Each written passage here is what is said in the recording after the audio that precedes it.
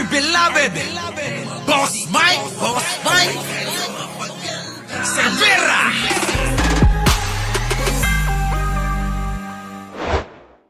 Sa mga kaigsuunan kong Bisaya sa Pilipinas. Para lang yata to sa mga Bisaya. Sa bagay, Bisaya naman ako. Lahi ko, Bisaya. Tatay ko, Bisaya eh. O sige, kasama ko. Ano yun? Ano yung panawagan mo? Sa mga kaigsuunan kong Bisaya sa Pilipinas ug sa tibuok kalibutan, sa mga kababayan ko sa Pilipinas at sa buong mundo, pakatan katay manghuran ko Islam. Maraming salamat po sa patuloy ninyong pagsuporta sa aming tatay na si Presidente Rudy Duterte. Sinusuportahan ba talaga? Sinusuportahan ng ilang mga nalilinlang. Pero kayo kaya, sinusuportahan nyo o ginagamit nyo? Maraming salamat din po sa pagsuporta nyo sa pamilya namin. Aimee, salamat daw sa'yo, Aimee. Alam natin na si Presidente Rudy ay nasa mahirap na kalagayan dahil sa kanyang edad. Wala naman. Anong mahirap dun? Mahirap mga kababayan pag pinagbubuhat ng mabigat, pag pinagtatrabaho pa yung matanda, pinaglilinis ng kasilyas. Doon mga kababayan, alagang-alaga si Digong. Alagang-alaga si Digong sa kulungan niya. Isa lang po ang hinihiling naming pamilya, ang patuloy niyong pagdasal para sa kanyang kalusugan. Nako, kanino yung pagdadasal? Ayan na naman kayo eh. Gamit na gamit niyo yung pagdadasal, pero parang bakit kailangan ipagdasal kanino?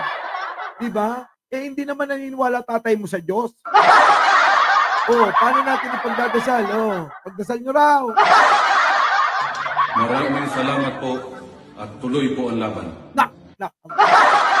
Tuloy daw ang laban mga kababayan. Paano na? Ano ba ilalaban ni Pulong? Nag-recruit ka na ba? Kasi balita ko, nag-ikot ka sa buong mundo. Para saan yon? Pag-ikot sa buong mundo. Kung saan na napunta ito pumunta ng China, pumunta ng Hong Kong, pumunta ng Malaysia, pumunta ng Amerika, at kung saan-saan pa mga kababayan. Ito yung kanyang paalam mo. Ano yan, Boss Mike? Sabi rito, naku, hindi ko makita.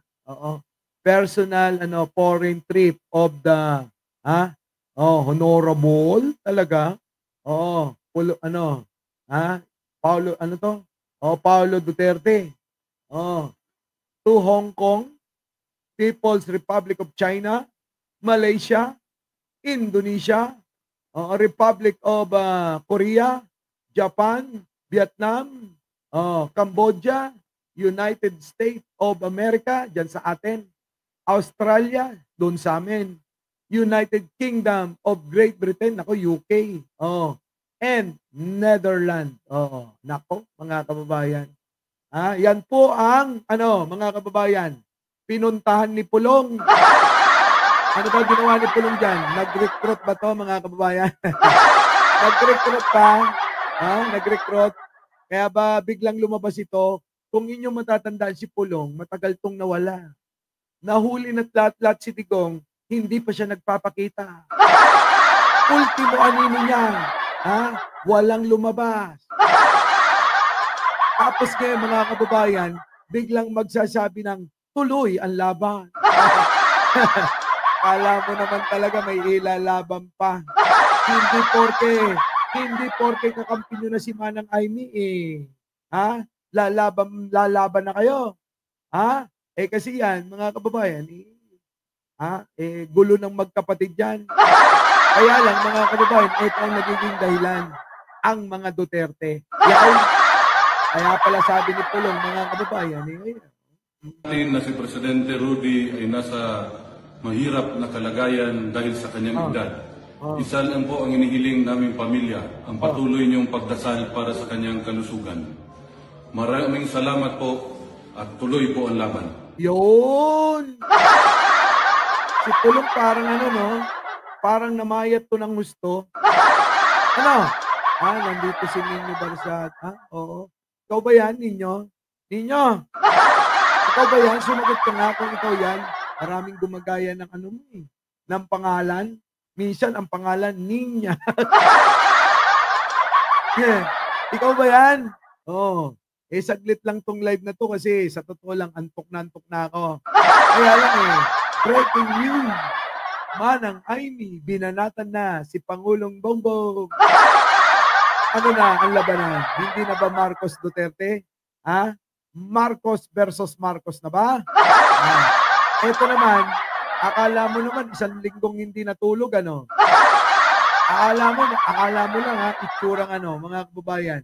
Itsurang bumatak ng isang linggo. Oo. Diba? Pag tinignan nyo itsura ni Pulong, mga kababayan, parang bumatak ng isang linggo. Namayat ng gusto. Namumroblema ka ba? Dinibdib mo yung pagkawala ng ama mo.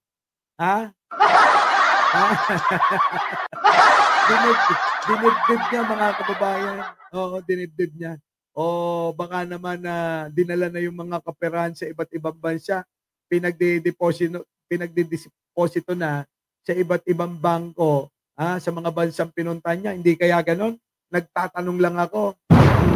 Hindi kaya? Ay, shoutout sa inyo lahat sa mga bagong dating. Nandiyan ba si Banat Boy? Si Ninyo, nakita ko. So, mga kababayan, yan po si Pulong. Oo. Ayon nga sa balita, mga kababayan, ay ito. Oo. Panoorin. Pinasalamatan ni Davao City First District. Oo. Congressman, Representative, Paulo Pulong Duterte ang mga Davaoenyo at iba pang mga taga-suporta ni dating Davao City Mayor at dating Pangulong Digong. Yan. Yan yung kanyang itsura ngayon. Kung inyo makikita, mga kababayan, parang bungo na, no? Yung itsura ni Pulong, mga kababayan, parang naging bungo. Hindi naman ganito itsura nito Butchog ito butchog. Parang bonjing. Kulang na lang kamukha ni Roque. Pero bakit ganito, mga kababayan, naging itsura niya? Parang may Parang ba? Ano bang ginawa nito, mga kababayan? Kung magsalita ng kung ano rito, baka makasakit tayo ng damdamin. Makadagdag pa tayo sa dinadala nila. Pinabura yung tato. Pinabura ko muna yung tato niya. Our beloved Boss Mike Severa.